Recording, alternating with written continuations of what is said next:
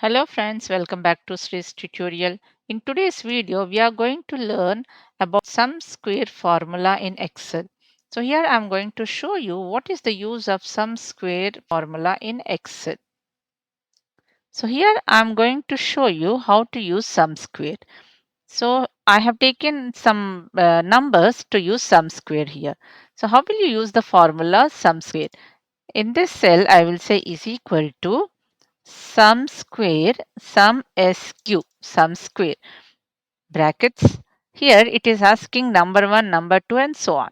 So here I am using number 1 and then comma, that is number 1 is I 12, right, comma, and then J12 number 2 and then close the bracket. So what this formula does actually, so here it will square the each number. So here 3, the number 1 is 3, so it will take the square of 3 and the square of 5 and then it will sum it. So here 3 3s are 9 and then 5 5s are 25. So 25 plus 9, so it will give you the answer for this sum square 3 and 5. So just press enter key. So here it is 34 and then if now, same way for the next numbers. So here what we have to do is equal to sum square, sum square.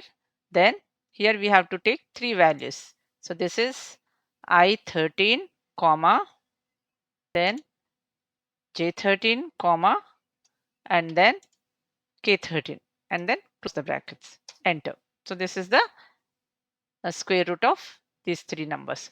Now next one is this four numbers. Now we have four numbers. So what we have to do is equal to sum square and then here I14, comma,